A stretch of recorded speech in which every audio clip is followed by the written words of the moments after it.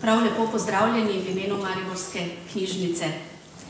Odvrteli so se prvi dnevi Evropske prestolnice kulture in nocoj smo tukaj, da zaženemo naše literarne postaje.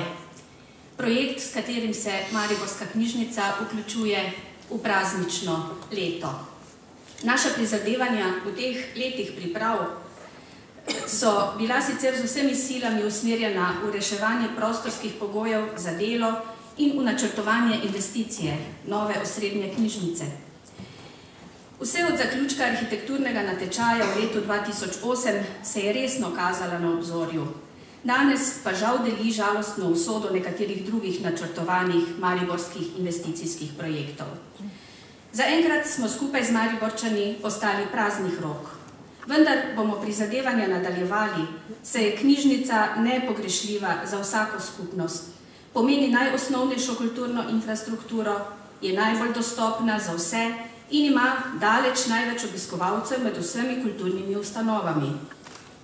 Prav zato, ker Rotovž ostaja v žalostni podobi, pa tudi zato, da bi brisali meje, ki jih delajo zidovi, smo se odločili, da naša programska sklopa literarne postaje in evropska pravljica razširimo na različne lokacije v mestu, del projekta pa tudi vsa partnerska mesta in prijateljske knjižnice. Med potencialnimi gostitelji smo naleteli na prijazen odziv in pripravljenost, da našim dogodkom ponudijo gostoljubje, kot nocoj Lutkovno gledališče Maribor, za kar se jim lepo zahvaljujem. Literarne postaje, cikl 12 literarnih večerov z najeminentnejšimi literati različnih generacij, ki so povezani z Mariborom in z severovzhodno Slovenijo, začenjamo z Zorkom Simčičem. Njemu pa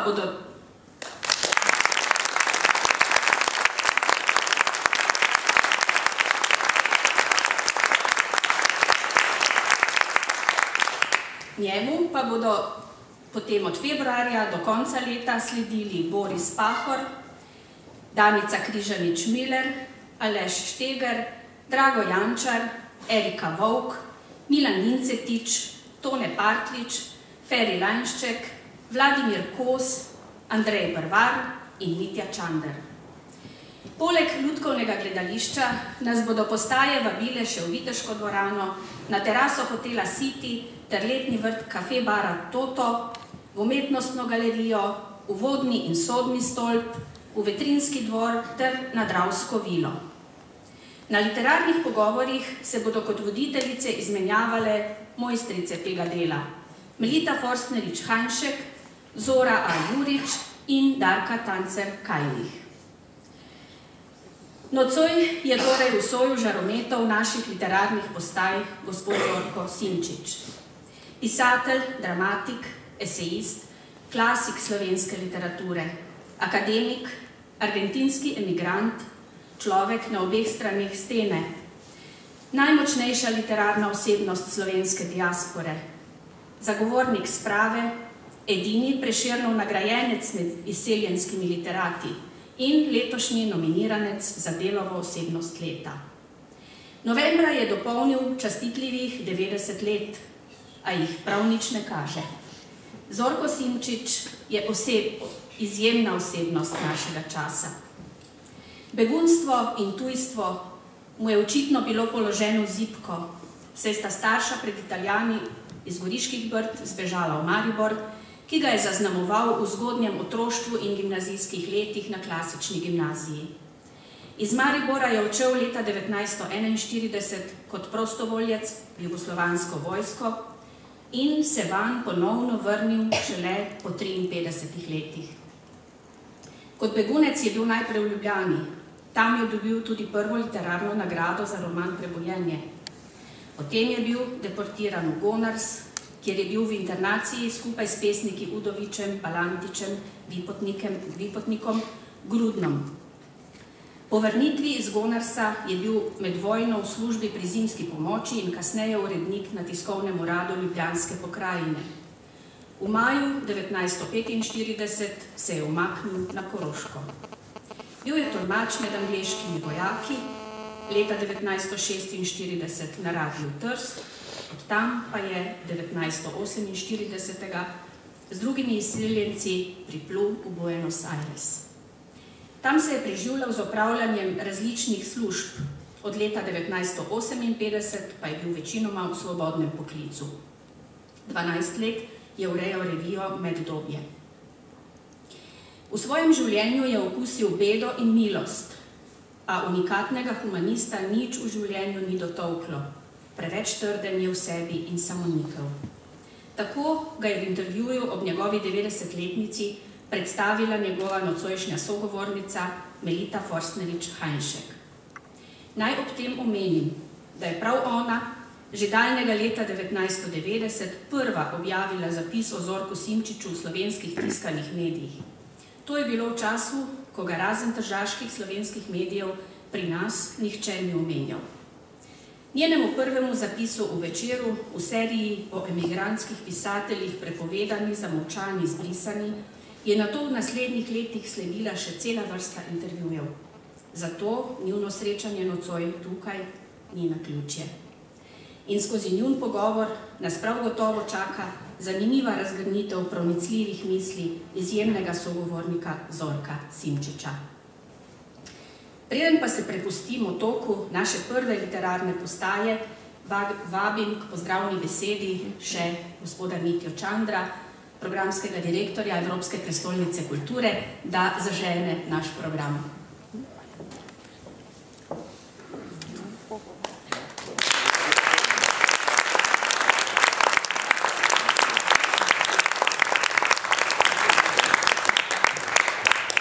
Spoštovane gospe, spoštovani gospodje, naj vas najprej lepo pozdravim. Želel bi se posebej zahvaliti direktorici in vsem sodelavkam in sodelavcem Mariborske knjižnice za odlično sodelovanje. Slišali bomo v tem letu zanimive pogovore, razprave in naj ob tej priložnosti še enkrat več izrazim seveda veliko željo, da bi Maribor res v bližnji bodočnosti čim hitreje dobil novo knjižnico. Knjižnica je izjemno pomemben prostor današnjega časa, omogoča za res demokratičen dostop do znanja, do lepega in seveda do vsega tistega, kar nas na dolge proge bogati in lahko na nek način tudi predrugači v teh apatičnih ali pač časih, ki nas navdajajo z določeno zaskrbljenostjo. Danes sem izjemno vesel, da je prav prvi gost literarnih postaj Zorko Simčič, eden tistih ljudi, osebnosti, ki jih v življenju izrazito spoštujem zaradi pronicljivega duha in seveda izkušenj, ki jih je na različne načine artikuliral tako v svojih esejističnih besedilih, kakor seveda v literaturi. Gre za enega osrednjih slovenskih pisateljev druge polovice 20. stoletja in seveda želim si, da bi strokovnemu priznanju sledilo tudi priznanje širše javnosti. Z Andrejem Bervarjem sva ga že predlagala za častnega občana Maribora, sam pa verjamem, da bo v bližnji prihodnosti dobil tudi veliko Prešernovo nagrado. Zorko Simčič je pisatelj, ki je svojo izkušnjo opisal izven vseh ideoloških okvirov, na izrazito intimni človeški ravni, vse od človeka na obeh straneh stene, ki velja za prvi eksistencialistični roman na Slovenskem, do poslednjih 10 bratov, za katere sem imel čast, da sem bil tudi njihov urednik. Usodo slovenske emigracije je opisal na izjemen način in seveda povzdignil daleč nad neke dnevne debate. Seveda boste veliko slišali v pogovoru, ne bi vam rad kradel časa. Še enkrat bi vam vsem zaželel lep večer in seveda vsem nam prijetno in zanimivo nadaljevanje Evropske prestolnice kulture. Hvala lepa.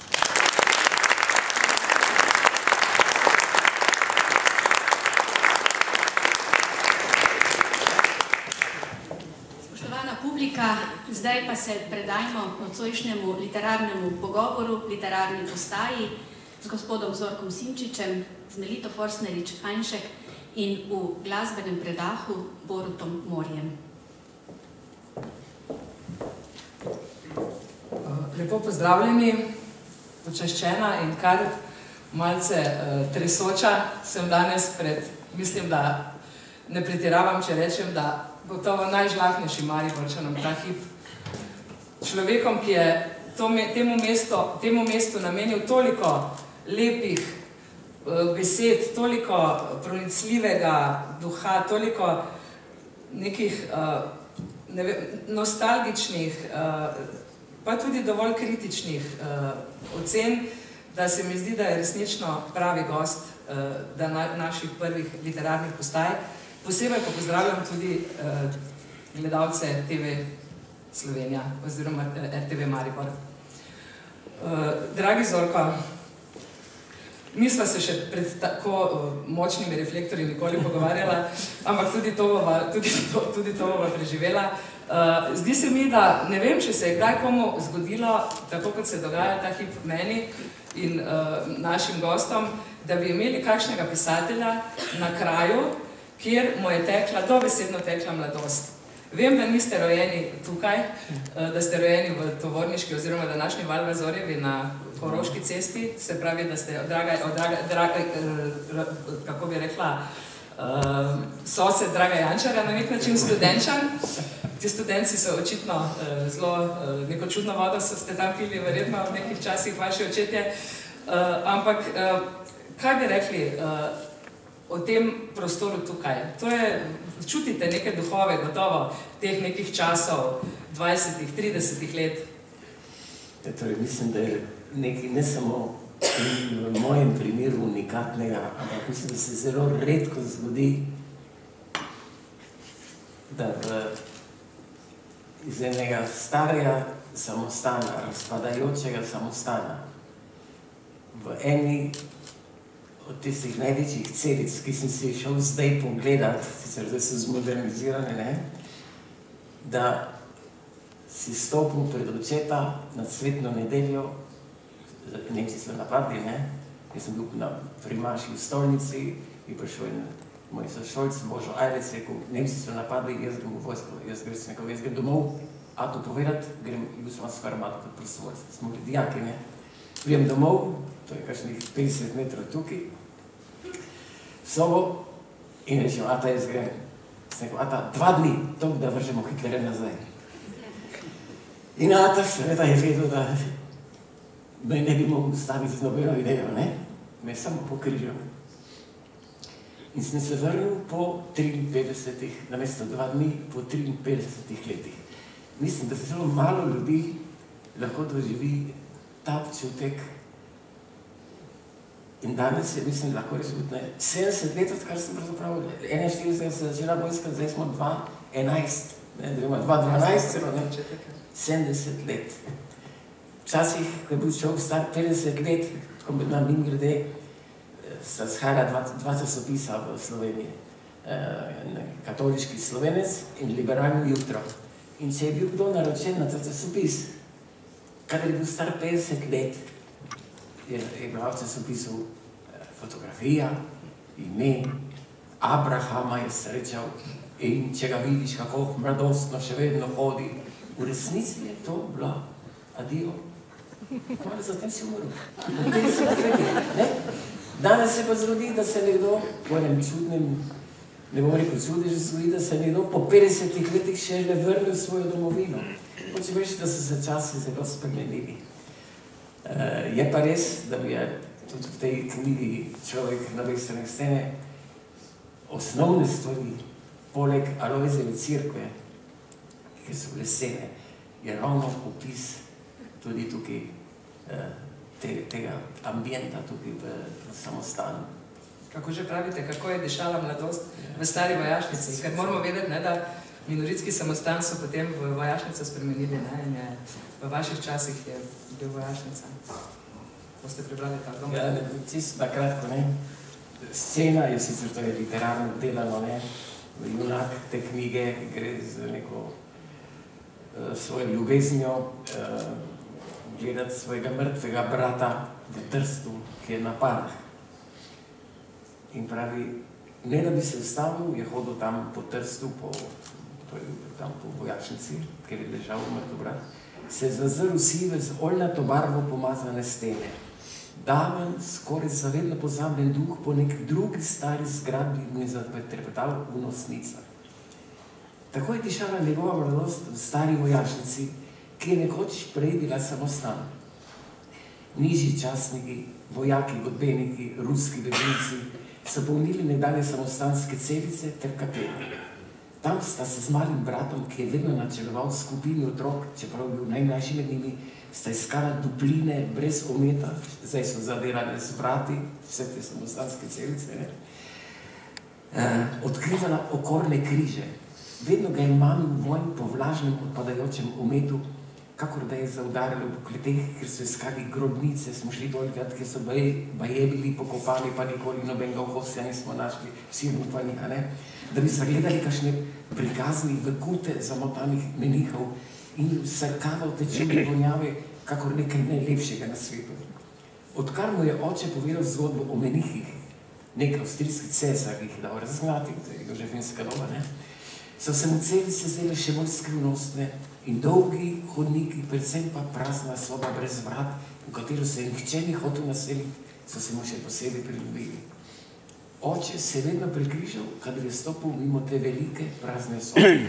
Njega pa je bilo strah orjaških zazidanih vrat, za katerimi si domišljija ustvarila mrtva, zverižena bitja, kar je včasih celo zadišalo po brličih. In prav tako vlažno je zadešali okrog zazidine, za katero je baje vodil nek hodnik do reke sredi mesta, do Drave, ki služila njemu in bratu za zavetje pred namišljenimi sovražniki, kasneje pa njemu samemu skrivališče pred vsemi, ki bi ga utegnili motiti pri sanjarju. Tam se tudi največkrat skrival pred prezgodaj iz mesta se vračajočo mačeho, katere lahkotno hojo je vedno opazoval stisnen k zidu pri gornjih linicah, ko je križala vojaškiški trg, tam pred obzidjem razpadajočega poslopja. Samo da nekaj dodam, da ne bojo misliti, da ste imeli mačeho, imeli ste mamo, imeli ste dva brata, tudi sestro, ki pa je umrla. In ime je bilo Zorka, verjetno ste njeno ime dobili. Mama je bila vse obupana, ko se je rodil prvi fant, punčka je umrla in ni tega mogla nikoli preboleti. Ko se je rodil prvi otrok, potem je bil fant, se je rodil drugi otrok, je bil fant. In ko sem rodil, je upala, da bo pač punčka bilo. Imam še fotografije, da me je oblačila nekaj časa kot punčko. Sem imel bubikov, tako, bila, ni mogla preboleti, zato sem dobil ime po njej. Drugače ste pa bila Brica, iz Goriških Brd, iz Biljane, Iz Biljane. Biljana, pardon, sem narobe na Štajersko naglasila. Oče iz Biljane, mama je pa iz sosednje Župe, ki spada tudi po Biljano. Tam so bili do leta 18, do konca svetovne vojne, ko so Italijani zasedli, se je masa ljudi Primorcev preselila in so se selili čez, prišli v Ljubljano, kjer, kakor vem, niso bili begunci zaželjeni, imam celo dokumente. Pejte nazaj, pejte lepo nazaj v Italijo, ne pa to. So šli na Dunaj in po enem letu sta prišla ata in mama z starejšima dvema bratoma v državo Srbo, Hrvatov in Slovencev, SHS v Mariboru. Na Studence. Tam sem se rodil. In oče je bil stražnik, Oče je bil Avstro-Ogrske in potem jugoslovanski. Ampak ne, kot sem to v spominih napisal, Moj oče je bil najprej po poklicu čevljar. In je bil čevljarski mojster. Ampak to, jaz sem ga vedno spraševal, kako je to. To ni bilo tako kot danes, torej danes čevljarjev praktično ne več ne. To je bil najprej eno leto, je bil tam, da si pometal, potem eno leto vajenec, potem 2 leti pomočnik in potem šolo 2 leti in potem si šel na Dunaj in imel 3 dni pred mojstri in imel na zidu vedno do konca imel fotografijo 6 brkatih ljudi in on sedi in gor, torej čevljar, po nemško do stari Avstrije, čevljarski mojster, vsi da ponosen. Vem, da na isti steni mu je kralj Aleksandar dal mojemu očetu podlikovanje za građanske zasluge. Ampak tisto se mu ni zdelo, to, da je bil on mojster, da je 6-7 let crkaval, strašno ponosno. Je že v Avstriji, potem postal policist v Trstu, in logično, vsa mariborska policija kot kurioziteta. Zanimivo, da so vsi bili Primorci, ne, skoraj? Ko sem se vrnil leta 1993 z družino, sem na obisk, najprej me je poklicala ena gospa, je mecis povedala soproga enega policistov in mi je pokazala fotografijo. To je bilo 30 policistov, sami primorski begunci. Torej se mi zdi čisto logično. Takrat je država zasedala, Avstrijci so se umikali, Nemčurjev nisem bolj vzel z policijo, so pač poiskali ljudi, ki so vedeli, da so nacionalno zavedni. Ljubljana, praktično vsa policija. In če se vrnemo k vaši mladosti, rosni, 3. deška šola, sem pogledala, to je telovadnica še stoji, je bila zbombardirana. Zdaj je to Maksa Dorjave, ne? Osnovna šola Maksa Dorjave, tukaj na Ruški cesti. Imate kak spomin še na to šolo, kakšnega učitelja? Ja, torej spomnim se. To so bila zgodna prva 4 leta razrednica. Ravnatelj je bil tudi begunc, Lukman. Tudi Primorec? Primorec. In en učitelj, ki je ne vem, verjetno tudi, jaz sem moral biti posebne vrste otrok, tak silac me znal, nisem nikoli dal miru, pa to, me zdaj zanimalo, pa to. Je bil Janko Furlan, ki je bil kasneje tudi begunc, ki je bil učitelj in je večkrat pisal o mladinskem zadružništvu. In ravno preko njega sem jaz potem v Mariboru kot otrok, tukaj na Rotoškem trgu, kjer je danes knjižnica, je bila banka, Štajerska banka. In kjer je zdaj bila, kar je pa zdaj na levi, je bila pa zadruga, nabavljena zadruga državnih službencev. In takrat sem že celo v njihovo revijo pisal 14-15-letni take zgodbe o fantički, tako revni fantki, ki pa delajo, ker dobajo revščino in prodajajo časopise, kar sem tudi delal.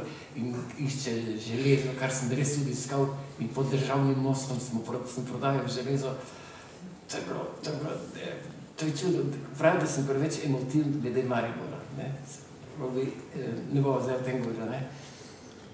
Od takrat pa do odhoda, Rim je čudovit, London je čudovit, Buenos Aires, karkoli hočete, nikjer ni bilo toliko iniciative kot takrat v Mariboru. Kaj je bilo res s tem Mariborom? Veste kaj, jaz ne vem. 35,000 prebivalcev je bilo, ne? Jaz ne vem, ali sem jaz si to, ker sem rekel, da bom pogledal, pa če sem potem... Pravite, nekje sem brala, da pravite, da kako je bil napreden, koliko je bilo, ne vem, nekih skoraj da novatorskih reči v turizmu, gospodarstvu, povsod, ne? Tukaj seveda sem si napisal, preveč se čutim, ker sem po Atu imam mislim, bric, zdaj, da bi lahko rekel, in preveč sem živel po tujih mestih, da bi meni prevladala kakšna logična, emotivna, pač rojstni kraj, pa pretiravaš, imaš najlepše spomine, pa to. Ne. Fakt je bilo res, ampak zdaj življenje, zakaj je bilo tako močno, sam nisem jasno, je bilo najbolj zanimivo mesto, kar sem v življenju videl, in to še danes trpim. In tudi lahko dokažem, torej dokažem z ozirom na tisto dobo, se sprašujem, zaradi česa, zaradi še vedno močnega avstrijskega vzdušja v njem, 1/3 prebivalcev so bili Avstrijci, 1/3 je bila Nemčurjev in morda kvečemu 1/3 je bila res meščanov, Slovencev, ampak to mešanost, ali zaradi neke kulturne sestavine, zaradi duha, kakršen še danes zaveje, če prebiraš Cvajgovega včerajšnji svet, Welt von gestern, zaradi prvih let življenja v novi, prebujajoči se slovanski državi. Neko širino je nesel gotovo dala narodna mešana družba, številni primorski begunci. Če malo pomislim, v sosednji hiši so stanovali sami Čehi in vsi češka industrija, doktor Drug, pa še kasneje to, so bili sami Čehi. Sluha pohorni, so se pozdravili. Rusi, recimo tudi tukaj, ali pa ko smo tukaj s tem vojašnicem šel gor proti prej na gimnazijo, poli pa na učiteljišče, si šel, je še vedno Štrosmajereva? Še vedno. To so bili... Bolgari, ki so prodajali zelenjava, Sami Bolgari, Če si šel po Gospodski, na Oglju so bili Bosanci, ki so prodajali turški med, pa tiste stvari, Ruska največja carska imigracija v Jugoslaviji je bila tukaj na Gospodi, Ta si prvič slišal Euhne, pa to, pa si mislil, se čujem, zakaj so nekateri jokali. Ko sem sam bil v emigraciji, sem bil kaj to domotorili, ne? Potem si bila v hiši, kjer sem stanoval, ena Poljak, ena poljska družina, ena romunska. Maribor je bil mednarodno mesto.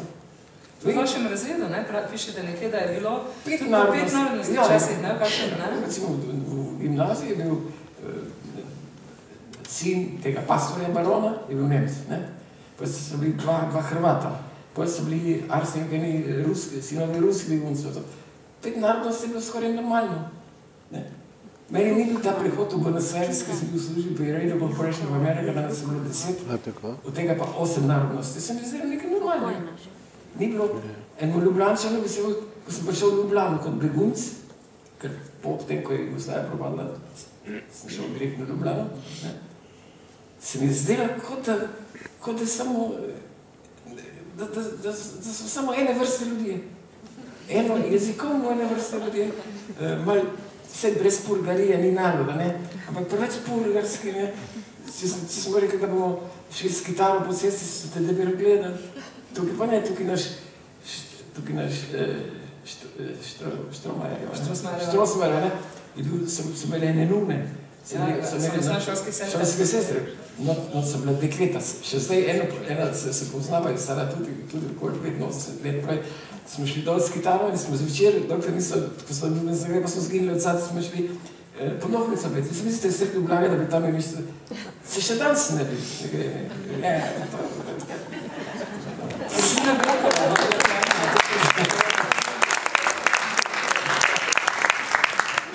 Če se še vrnemo malo v vašo nižjo klasično gimnazijo, ne? Tam vas je vrgel Jože Košar, ne? Znameniti Jože Košar pri latinščini in celo življenje ste mu baje hvaležni za tisti izpit, ki ga niste opravljali. To je, se tukaj moja hčerka zdaj tukaj se, pa saj sem mislim, že kdaj povedal.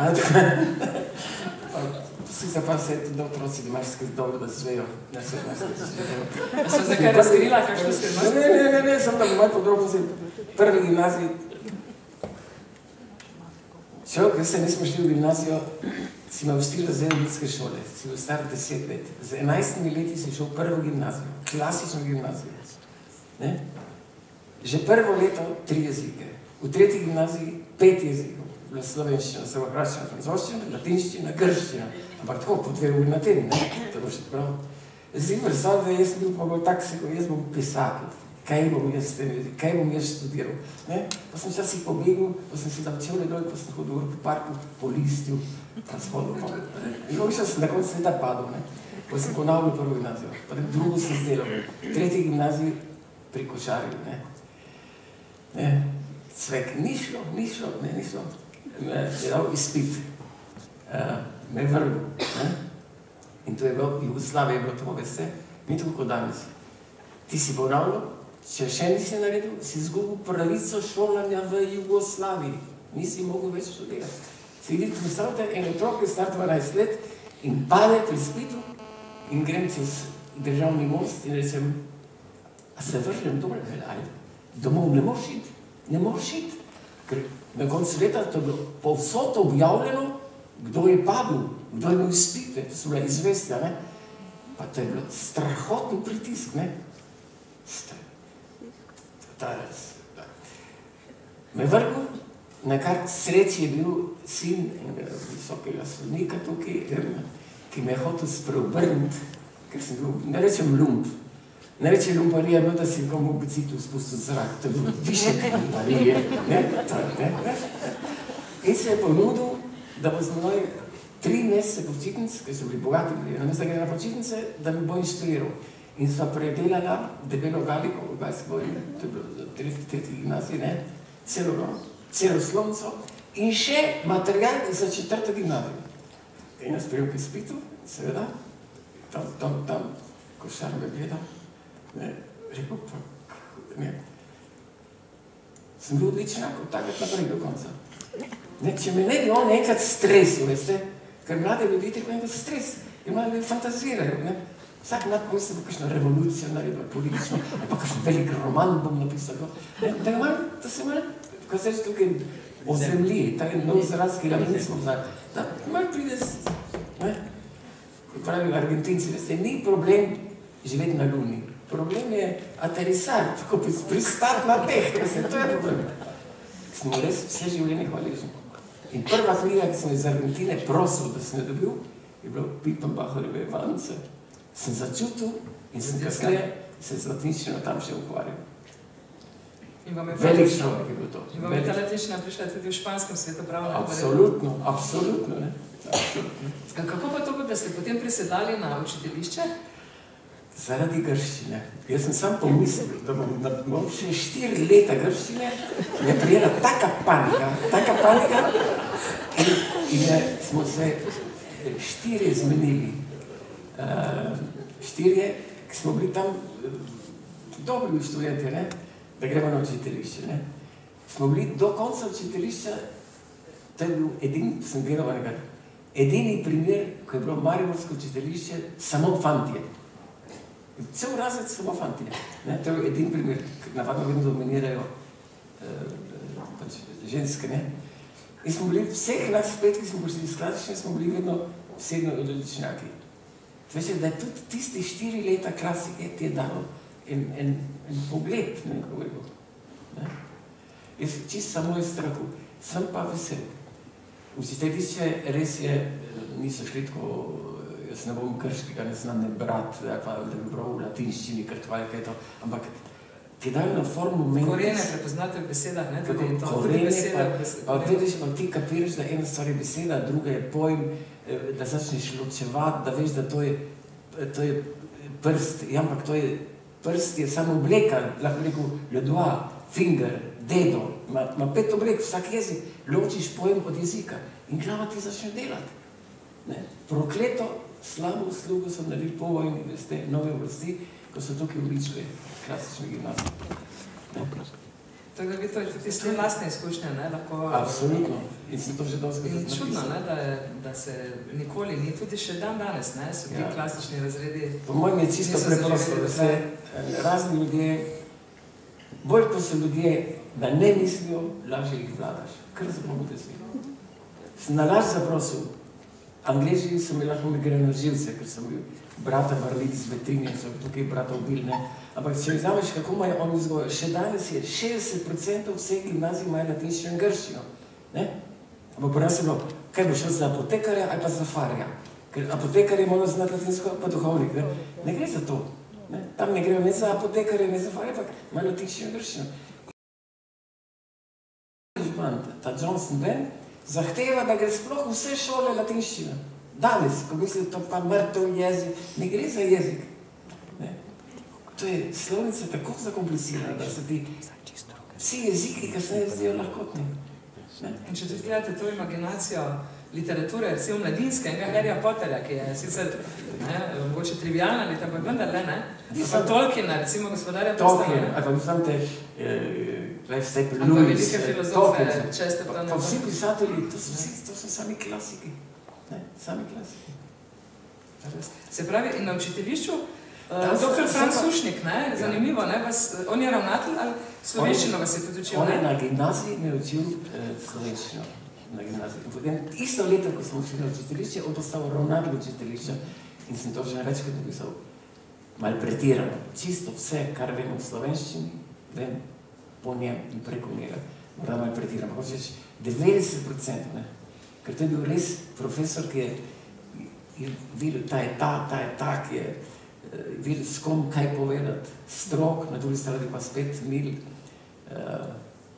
velik človek. Po njem se imenuje ta knjižnica, ne mislim, Ravenska. S tem mariborskem mladosti spomnite še Janka Glazerja, tudi iz študijske knjižnice Verona? To je čisto ena anekdota, ki sem nekaj že pripovedal. Sušnik je videl, pa že na gimnaziji, je videl, da bere. Sem bil nekaj knjige v roke in tako, ne? In je rekel, pa kaj delaš? Sem rekel, pa kaj si prebral? Je to v tistih časih, to je mladostna norost, ne? Vinko Munda, tukaj župnik v stolnici, je imel največjo privatno knjižnico. In imel za dijake vsak četrtek si lahko sposodil knjige in vrnil. In vsak teden sem prežrl po 3 knjige. To je blaznost, ne? To sem samo žrl, šole je bila sveda, zdaj sem pa smakal, ne, šole je bila ne.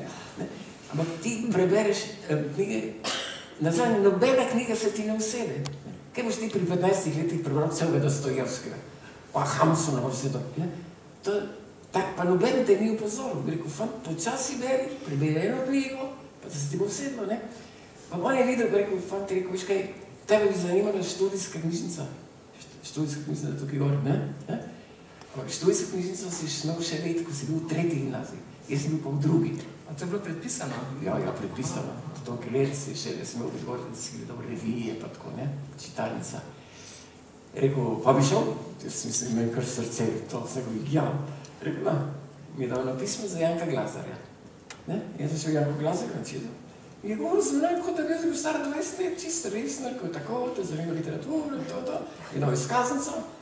In potem sem pa vsak dan hodil pa gor vse revije, vse Firbec, ne, čudo Božje. To ni bilo danes, ko imaš Oto Župančič, imaš vse revije, tam, to je bilo edino mesto, kjer so bile vse revije v Mariboru, ne. In si lahko zastojno prebiral, ne pa to, pa knjige.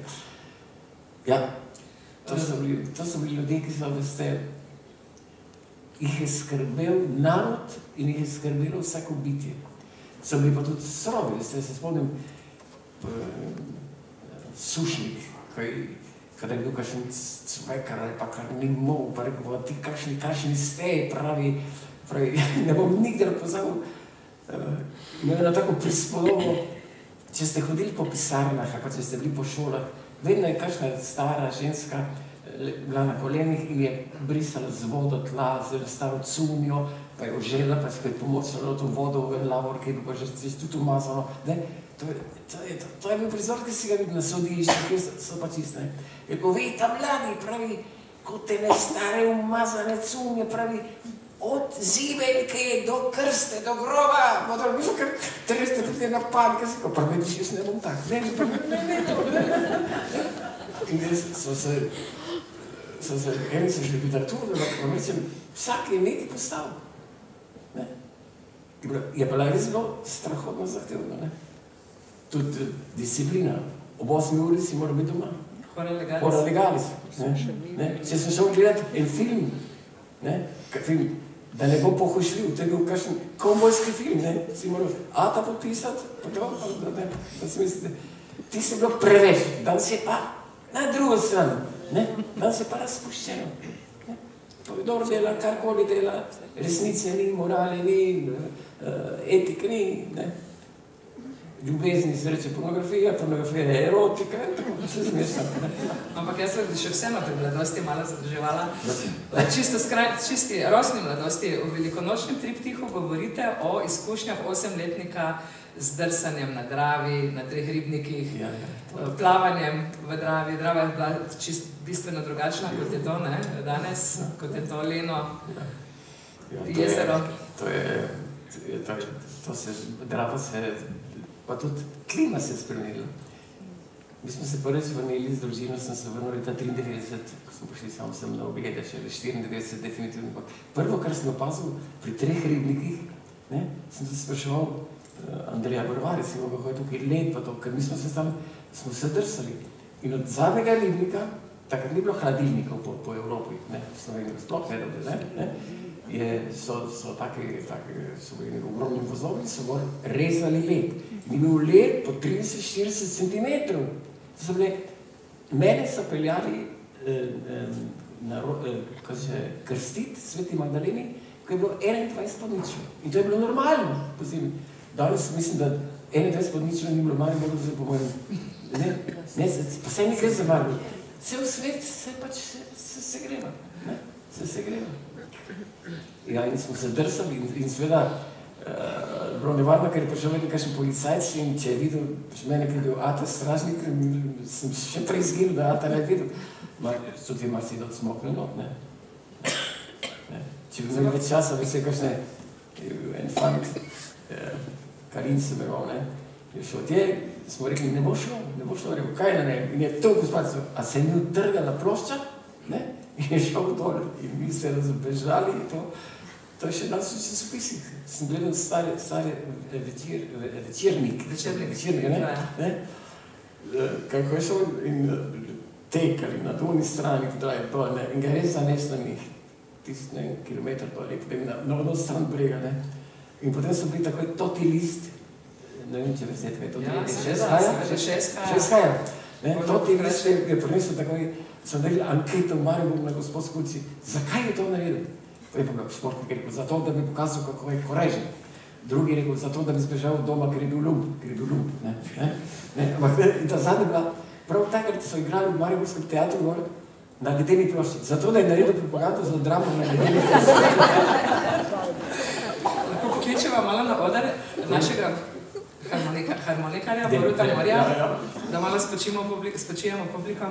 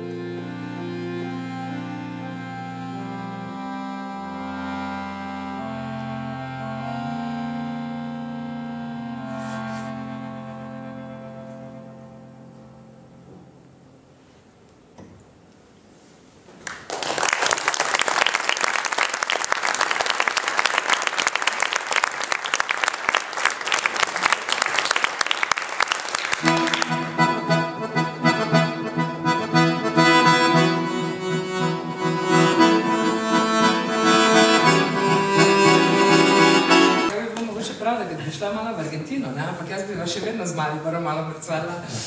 Se mi zdi, da kar ne moreva ga pustiti tega mesta nesrečnega, sladko-kislega. Spomnim se 93. leta, ste mi rekli, sem našla nekje v enem intervjuju, da se bo zgodil v Mariboru še čudež. Bili smo takrat zelo defetistični, ne vem, kot smo radi v Mariboru. Mitja pravi pogosto, da smo fatalisti. Malo smo res depresivni, tudi v okviru Evropske prestolnice, ko bi človek pričakoval nek vzgon, se mi zdi, da je ob vsej politični in gospodarski situaciji več neke nevolje, nelagodja, če uporabimo eufemizme, bi se še dalo kakšne grške besede uporabiti, druge besede. Pa vendarle, kaj ste mi takrat tistega 93. se vi to spomnite? Ste rekli, da se v Mariboru, da absolutno, in mogoče ste pa bili prerok, pa ste razmišljali že o Evropski prestolnici kulture? Ne, vem, ko sem prišel sem, ko sem se že predopisoval, recimo s preomenjenim Vinkom Mundom, sem se zamenjal okoli 100 pisem. tako da sem imel približno pregled, kako je mentaliteta pa vse to. Pa ko sem naprišel, pa sem takrat, ko je bila gospa Tovornikova, je bila, mislim, županja, ne, ki sem dobil to nagrado Prešernovega sklada in so me povabili kot pač meščana in to. In sem se potem pogovarjal in vsi so bili res nekaka apatija in pa to, da bo mesto, ker pa so prihajali novi naseljenci, pa to, da bo mesto to čisto izgubilo svojo identiteto. In problem z Mariborom, kot smo ravno prej si pogovarjali, smo se z dr. Hartmanom, pokojnim zdaj že pogovarjali, to je mesto 3-krat porezanih korenin. Ko je nastala država Slovenija, SHS, je enkrat Avstrijcev ali pa nemških Avstrijcev je zginilo. V koncu vojne je spet en del zginil. 3-krat so bile porezane korenine meščanov. Meščani so, čeprav so komod ljudi, pa le držijo na nek način, ne samo intelektualni nivo, ampak recimo identiteto enega mesta. Ne toliko ljudi, ki živijo zunaj, pa prihajajo v mesto, pa odhajajo, so v mestu, na službi petek, sobota, nedelja, pa preživijo doma, po kmetijah. Ni mestnega življenja. In je bil skoraj tak obup. In tako sem spregovoril, sem citiral z neko Chestertona, ki ste ga premljali. Iz njegove knjige Pravovirnost, ortodoksija. Ki ima on not en stavek, the man didn't love, ljudje zapomnite si. Rima niso ljubili? Ljudje niso ljubili Rima, ker je bil velik. Ampak Rim je postal velik, ker so ga ljudje ljubili. Seko, Maribor, zapomnite si, dovolj, da je 10, 20, 50 ljudi, ki imajo res radi Maribor in se žrtvujejo. Mladi ljudje pravijo, da so dolgočaseni, ker ne vidijo nobene stvari, ki bi jih res potegnila s strastjo. Da se vse premagala, nas je vse enost, je rekel Pavček, je res, vse relativno, vse ni vredno. Vi pa temu pravite karkolizem, če se spomnim vaše kolumne. Karkolizem, ko sem jih objavljal v delu. Dati ljudem vendar, in sem čisto na koncu, ko smo imeli pogovor z enim urednikom večera, Vili Vuk, odkrivamo stopinje po Mariboru, to so spomenice tukaj, če koga zanima, tam je ena knjiga, kjer so ti not objavljali, mislim, da je tukaj v Žerjavi cenovno, ker so tudi najni, vsi tri intervjujo. Ne si zapomnili, da so našli leta 1910-1915, so našli v faraonski grob po 2000 letih zrno pšenično. Po 2000 letih. In so dali zemljo in je porodilo. Maribor lahko da zdaj res mrtev, ampak Maribor ima svojo zgodovino. Ima svojo zgodovino, svoje velike ljudi, svoje velike mislice, ki jih mladi sploh ne poznajo. In na misel ne pride, kaj recimo, ko sem govorila, kaj se je v Mariboru zgodilo. Jaz svetovnega šahista Alehina, ki je bil 20 let največji šahist na svetu, sem ga tukaj gor nad slovensko, nad študijski knjižnici, sem imeli šahke, so šli prvi Angleži na Mount Everest, kaj so prišli v Ljubljano, so prišli v Maribor, niso šli v Ljubljano. Tukaj so bili ljudje, ki so bili zelo agilni in so kaj organizirali. Tako kot je danes ta vaš projekt zaživel v Mariboru, recimo, v Ljubljani, ne vem, bi bilo več denarja, karkoli hočete, pa primeru še smem, če bi skoli začeli. Ker nisem od denar vse, res, da brez denarja ne morete, ampak če ni, već sem čas rekel, ne vem, če se reče, ta ima pa gajst. Čas sem ne vem, če še danes reče, da je poln navdušenja. Vse, ko lete, odkrivati stvari. In sem povedal nekaj stvari, ko sem šel po cesti, vse, ko morate, tukaj nas je učiteljica iz osnovne šole Ruške pripeljala, prvi letnik so navadno imeli učiteljice, pa so bili že moški učitelji.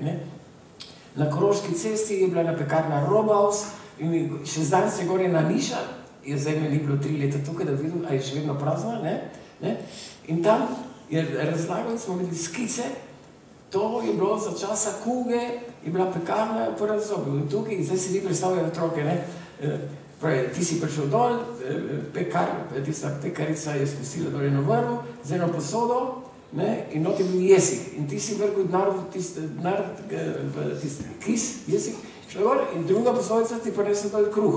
Tam veste, kaj mularija v to, A mislite, kdo ve? Ali pa tiste zgodbo o tistem čevljarčko, ki je pa to je mit. Je pa fant mit. So miti, ki smo se izmislili in so miti, na kateri se da graditi. Greste v Verono, Romeo in Julija. Bisogna vedere la tomba di Giulietta, to je grobnica Giuliette. Vi vedete, preveč, kje je bila takrat grobni video Giuliette, ne žive, ne mrtve. No tam turisti hodijo, zgodbo poznajo zgodbo in se musijo fotografirati in hiša, kjer je Romeo gor plezal. Čist nemogoče, hoče reči, doma, pogledajte, Visoška kronika, jaz sem zdaj večkrat v Škofjeloki, za te knjige, sem ureval. Visoška kronika, tam je tista scena, kako Jurij reši Agato, ki se obdolži, in je sredi Škofjeloke kip Agate in Jurija. A je to zgodovinsko? Gotovo se je, kdaj je to zgodilo. Ampak potem, ko nastane to, ti veš, nekoč se je res zgodilo, zdaj pa potem pa literatom dela in zakaj se temu odpovedati? Zakaj se temu odpovedati? Hoče reči, marsikaj bi se, to so skrite stvari v Mariboru. Knjige, smo antikvarijati, ki so bili, pa to je, sveda, danes se to težko razlagati enemu mlademu, ki ima pritisne na Google, pa vse zve, Ko smo hodili tje, pa smo kakšno staro knjigo preko, tega pa ne, pa te je gledal tisti starojanar, ki se bavil, da ne boš kaj not napisal, kaj prepisal to, Taki groz. Ali pa recimo, smo šli gor, gre se po Štrosmajerju gor na koncu, niti nekaj na levi, zdaj nogometni klub, tam je bilo staro pokopališče, Tam se še pokopališče in tam se izvedel, to sem sam doživel. Poleg pokopališča je bil prostor Maraton, takšen klub ISSK Maribor, železničarski nogometni, nemški Rapid, in tam so bili lahko atletika to, In smo igrali odbojko, In kar nakrat preko enega zidu priteče eden, smo stari 14-15 let, eden z revolverjem gre mimo nas in teče to. In je bil HC, tisti morilc, ki je bil na pohodu v 2 otroka. In smo šli gledati, ki je spal v grobu. In sem si predstavljal, to je bilo vsak dan nekaj zanimivega malonca, Ni bilo televizije, ni bilo, Moj oče je dobil, zakaj je dobil? Na Ruški cesti, enega vromilca, ki je tegel s pištolom, ga je moj ata lepo z roko ustavil, in ta scena je v tem romanu čisto predelana v bolivijskih hribih, pa ti ostane spomin in potem v 90-ih letih se ti navere asociacij, gibov, Torej, nekdo mi je rekel, ki je precital prvi 20, mi je rekel, imamo občutek, da sem jaz bil zraven, da je tako nekako realno. To predelaš, so zgodbe 21 ljudi, ki pa potem malo govorijo o tem, sem zamešal, imam vse modele pred seboj, vse stvari so se zgodile, res zgodile. In zakaj ne v mestu pokriti van, kako je s Kovačičem, prvim avtorjem Slomška, Francem Kovačičem. Franc Kovačič, Jaz sem še srečo, samo da smo enkrat roko, da pa smo je krasno, to je pa Gospod Kovačič. Ludvik Zorzut, ta briški pesnik, pa mariborski, štajerski pesnik je bil moj birmanski boter in je predstavil to. Si spoznal razne ljudi kot otrok, pa takrat se je kultura spoštovala, vam povem. Danes je kultura tržno blago, danes je to tržno blago. Mi pisatelji, da smo včasih taj bil pisatelj, to si srečen sem dobil, sem ga videl, recimo Vandota, te zgodbe o Keksu, sem videl Keksa, sem videl ga oče pokazal, Mi ga oče pokazal, in sem rekel, pa to ta je napisal, te zgodbe, pa to je, take drobne stvari. Danes prej, da literati nimamo nobenega vpliva več, pa nekaj časa do osamosvojitve še bilo revija, ta nova revija, pa to danes nobenega ne briga več kaj. Ampak smo morda tudi mi literati sami krivi, veste. Je tisto, veste, ko nekateri pravi, da pol slovenskih, pa to so ljudje, ki so zdaj recimo vladi naklonjeni, sedaj pravi, veste, pol slovenskih žurnalistov je preplašenih, pol pa prodanih. Ampak ne en, ne drug ne bo ustvarjal, ampak literat tudi, veste, če ni malo svobodomislec, ampak ne v smislu samo svobodomislec, vse ne hudič vzame, da baš ti pravico res imeti svoje mnenje in to povedati. In ne se bati, da se ti bo kaj zgodilo. Ne se bati, to je problem. mi delamo še vedno živimo pod enim pritiskom, morfin in karkoli. Potem pa tudi literacija zgubi moč. Vpliv, absolutno. Kaj pa, če pogledala, recimo še malo naprej, pa še vedno povezano z Mariborom, recimo žalostna, tragična usoda Stanka Majcna. Ta vaša knjiga, ki ste jo izdali z dopisovanja, govorili ste o Vinku Mundi, ki je bil ena izmed zvez, te nenavadne poti, ki je tekla, ne vem, tudi v Avstrijo, preko Zorzuta, pa enega avstrijskega zdravnika, nisem se zapomnila prijemka Schulheim, in potem preko Munde v Kamnici, potem do Majcna, v bistvu srhljiva in jaz mislim, da če bi danes po Mariboru spraševali o Stanku Majcnu, jaz nisem pripričana.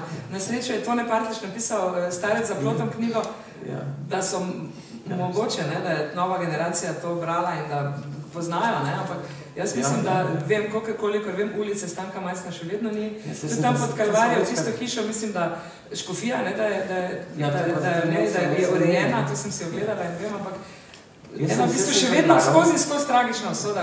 Jaz sem, ko sem se z gospodom Čanderjem pogovarjala, da sem razne stvari nekaj predložil, mi se zdi vprašanje denarja in možnosti. Majcen je bil takrat čisto neznan. Čisto neznan.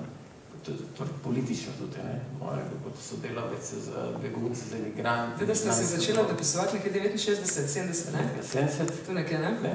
To je, sem bral eno njegovo dramo. Revolucija? Ne, tako še nismo videli. Kasija. In me ni nič sram priznati. Sem prebral in sem imel solzne oči in sem knjigo poljubil. Nisem prej nikoli tega naredil. In tudi kasneje, žali Bog, nikdar več. Sem poljubil in se go, jaz moram odkriti, kje je ta človek.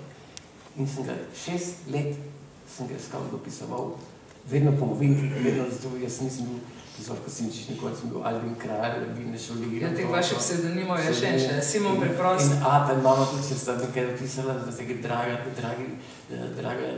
draga nečaki, kako je tukaj lepo pod Titom, si hvala, potem pa vmes, pa si videl, Zdaj ste imeli neki kriptojezik v družinski svoj, ne? Časi, ki upam, da se ne bodo nikoli več vrnili, in sem ga res potem odkril, ljudi z Zorzutega odkril, da živi čisto sam, ne znam. In šele kasneje potem je ravno ta skupina Jančar, Partlič, Peterca, kdo je še bil? Kramberg, so enkrat imeli literarni večer, in takrat se šele prikazal, se je nekako prikazal.